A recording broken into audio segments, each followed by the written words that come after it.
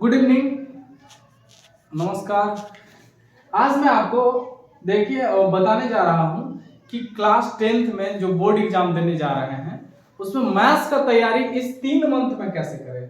3 month या 4 month बोल दीजिए, 3 मंथ ही स्ट्रेटजी रखिए। मान लीजिए आपका फरवरी या मार्च में एग्जाम होगा तो किस तरह से तैयारी करें जिससे आपका बहुत अच्छा नंबर ला सके। 90 प्लस जितना मार्क्स का होगा उतना नंबर ला सके, या फुल में फुल मार्क्स कैसे लाए इस वीडियो में आपको सिखाएंगे।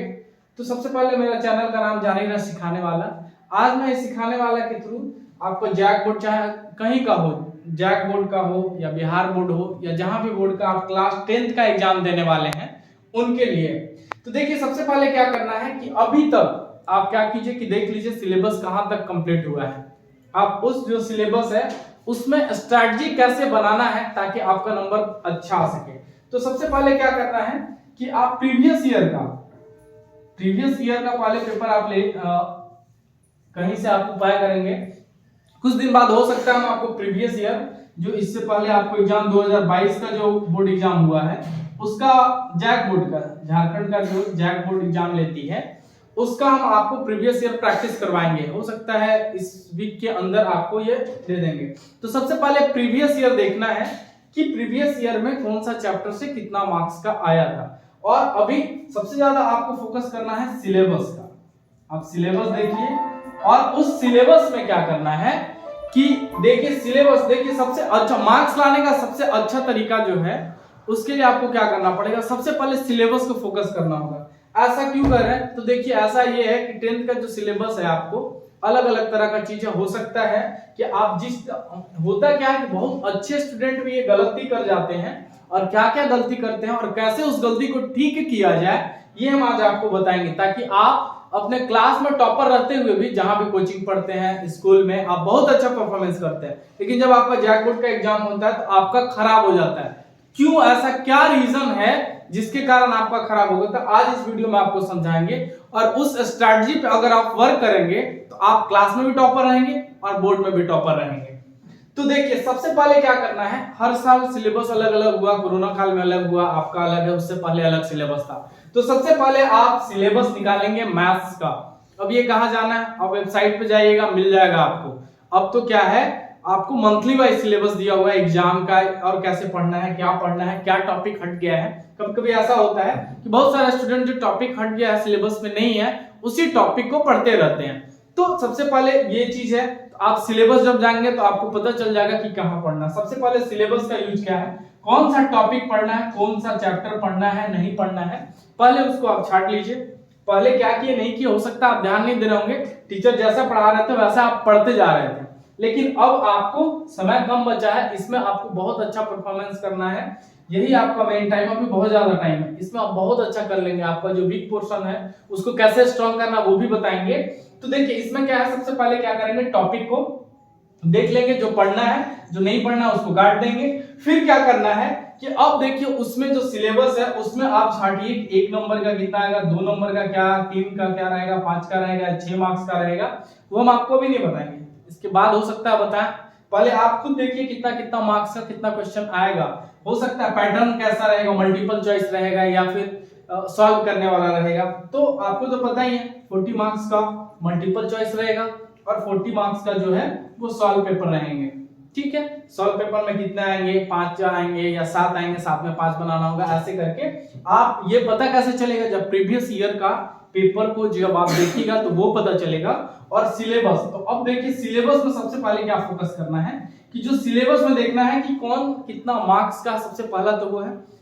अब 6 मार्क्स से किस चैप्टर से आएगा, ठीक है, 3 मार्क्स का किससे आएगा, 2 मार्क्स का किससे आएगा, 1 मार्क्स का, वो सब मेंशन किया हुआ है।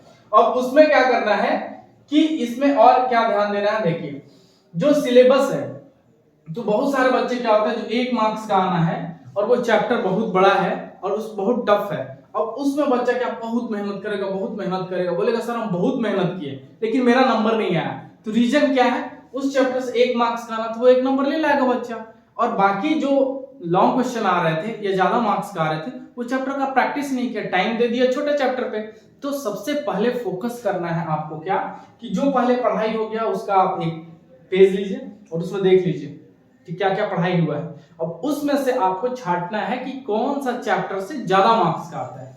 तो देखिए, जब जो कम मार्क्स का आता है वो सीधा सीधा क्वेश्चन पूछता है, वो फॉर्मूला बेस्ड होगा या थोड़ा सा सॉल्व करना रहेगा, फॉर्मूला का यूज करके सॉल्व।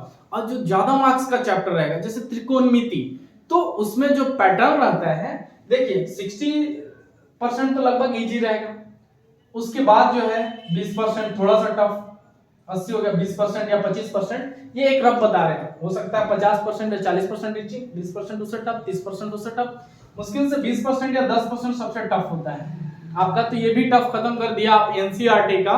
अगर आप उदाहरण और प्रैक्टिस बना लीजिएगा, अभ्यास, तो आपका लगभग टफ और इजी सब खत्म, उस तरह का प्रॉब्लम नहीं आएगा। तो सबसे पहले क्या करता है कि कभी भी टफ पूछे, अब एक नंबर में पूछना है तो टफ पूछेगा इजी पूछेगा, आप खुद ही समझ सकते हैं। एक नंबर का जब पूछना ही है तो वो बेसिक क्वेश्चन आपका कंसेप्ट जानना चाहेगा, आपका मेन मोटो है कि आप कितना आपका कंसेप्ट सही है वो जानना चाहेगा। और जो लॉन्ग क्वेश्चन का है जिसमें ज्यादा मार्क्स का है उसमें आपको वैरायटी मिलेगा, तो जो ज्यादा मार्क्स पे उस पर ज्यादा फोकस करना अच्छा नंबर लाने के लिए। और जो कम मार्क्स का उसका जो फॉर्मूला है, उसको जो प्रैक्टिस उसका अभ्यास कर लीजिए उस चैप्टर का, तो आपका नंबर जो है एकदम परफेक्ट आएगा, उसमें से कटेगा ही नहीं।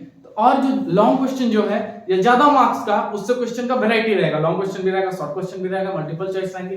तो उसमें जो है आपको जो बताया कि टफ जो पूछा जाता है आपके पेपर में किस तरह से रेशियो रहता है, तो 20% या 10% रहेगा, वो लॉन्ग जो ज्यादा मार्क्स का जो चैप्टर रहेगा उससे पूछा जाएगा। और कौन ज्यादा मार्क्स का कौन कम मार्क्स का आगे हो सकता है हम वीडियो बनाए, लेकिन पहले आप खुद से एक्टिव रहिए, क्योंकि सब चीज करेंगे। आप कमेंट कीजिएगा कि सर बनाइए, जिस चीज पे बोलिएगा उस चीज पे टॉपिक पे वीडियो बनाएंगे। पढ़ाईगा तो बना ही रहते, लाइव क्लास भी कर रहे हैं, पहले आपको चलाए या चला रहे हैं, पूरा सिलेबस लाइव क्लास का है। आप अगर लाइव क्लास में आपको कोई भी चैप्टर अगर डाउट हो तो लाइव क्लासेस में जाके आप वो एक्सरसाइज देख सकते हैं, बहुत सारा लगभग 50% से एबव या 60% सिलेबस कंप्लीट है, वहां आप पढ़ सकते हैं। और अगर आपको लगता है कि कोई ऐसा चैप्टर है जो आपको टफ लगता है, सर इसको इजी तरीके से बताइए, तो वो भी हम आपको करेंगे, तो परेशान नहीं होना। तो देखिए, सबसे पहले ये समझ में आ गया सिलेबस, यहां तक तो ठीक है, आप सिलेबस कर लिए, अब चैप्टर पढ़ लिए। अब देखिए, एक वीडियो में तो पूरा कंप्लीट नहीं होगा, इसका हम कुछ अभी बताएंगे, फिर इसका पार्ट 2 अगर आप बोलेंगे तो पार्ट 2, डिमांड अगर रहेगा तो पार्ट 2 बनाएंगे। तो अब चलिए, इसमें जो है इसमें बहुत सारा डिटेल से पढ़ना है, कैसे चैप्टर बनाएंगे, कितना बार प्रैक्टिस किया जाए ताकि मेरा मार्क्स अच्छा आ सके, वो नेक्स्ट वीडियो में बताएंगे। अभी बेसिक बता देते हैं, एक जो टॉपिक हम स्टार्टिंग में बताते हैं कि बच्चे क्लास में अच्छा परफॉर्मेंस करते हैं बट आपको एग्जाम में अच्छा परफॉर्मेंस नहीं कर पाते हैं, ये क्या रीजन है। तो देखिए, क्लास में अच्छे परफॉर्मेंस करने का रीजन क्या है, ये देखिए सब सब्जेक्ट का बात बता रहे हैं, सिर्फ एक मैथ्स का नहीं बता रहे। तो इसमें क्या रीजन है, इसमें रीजन ये है बाबू कि जब आपका क्लास होता है, यूनिट टेस्ट होता है या क्लास में टेस्ट होता है, तो वो चैप्टर वाइज होता है, हो सकता है चैप्टर 1 से हो, चैप्टर 5 से हो, चैप्टर 7 से हो, या 2 चैप्टर ऐसा रहेगा 5 और 7। तो जब 5 और 7 से एग्जाम दीजिएगा तो आप जो बच्चे अच्छे प्रैक्टिस किए हैं, मैथ्स ठीक ठाक है उनका, वो क्या करेंगे, 5 और 7 का टोटल फॉर्मूला, टोटल मैथ्स बना लेंगे। अब क्वेश्चन जो पूछा जाएगा वो इसी दोनों चैप्टर से रहेगा, तो आपका दिमाग जो है फिक्स है, या तो 5 से या 7 से, तो आप बना लेंगे। लेकिन ओवरऑल जब सिलेबस पूछा जाता है तो आप पूरा प्रैक्टिस करके जाते हैं, तब उसमें पता ही नहीं चलता है कि किस चैप्टर का है, कौन सा क्वेश्चन है। तो ये चीज जो डाउट हो रहा है, इसको कैसे बेटर करें, अगर आप चाहते हैं तो आप कमेंट कीजिएगा, इसके लिए भी आपको नेक्स्ट पार्टिकुलर लिख के किसी इसका उपाय बताइए, तो नेक्स्ट वीडियो में बनाएंगे। तो चलिए, आज के लिए इतना ही, क्योंकि वीडियो बहुत लंबा हो जाएगा, तो इसका नेक्स्ट पार्ट 2 बनाएंगे, उसमें आपको एकदम परफेक्ट तरीके से बताएंगे कि कैसे कैसे प्रैक्टिस करना है, इसमें जो प्रॉब्लम हो रहा है उसको कैसे सॉल्व होगा ये प्रॉब्लम। और इसी कारण से बहुत अच्छे बच्चे भी परफॉर्मेंस खराब हो जाता है, फिर 11th में उनका जो है कॉन्फिडेंस डाउन हो जाता है। ऐसा नहीं होगा मेरे रहते, कोशिश रहेगा कि आपको वो अगर आप गलती करते हैं मेरे बताने के बाद भी, तब आपका ऐसा होगा, अदरवाइज आपका सही रहेगा। चलिए, आज के लिए इतना ही, इसमें बहुत ज्यादा बस सिलेबस पे फोकस के लिए होता है, और कितना नंबर का है, जो ज्यादा नंबर का उस पर फोकस करना है। और विशेष आपको ज्यादा नंबर के बाद कम नंबर को कैसे फोकस करें, सर उसका मार्क्स कैसे लाएंगे, किस तरह से प्रैक्टिस करें, आपको मस्त तरीके से बताएंगे। मैथ और साइंस 2 सब्जेक्ट में आपको जरा भी प्रॉब्लम नहीं आने वाला, और मैथ और साइंस में 100 नंबर आता है, पता है ना, 100 में 100 ला सकते हैं थ्योरी पोर्शन में। प्रैक्टिकल में तो अगर आप अच्छा परफॉर्मेंस करेंगे तो आपको प्रैक्टिकल में भी मार्क्स मिलेगा, और आपको बहुत अच्छा मार्क्स मिलेगा। तो चलिए, आज के लिए इतना ही, थैंक यू। वीडियो कैसा लगा कमेंट कर जरूर बताएं।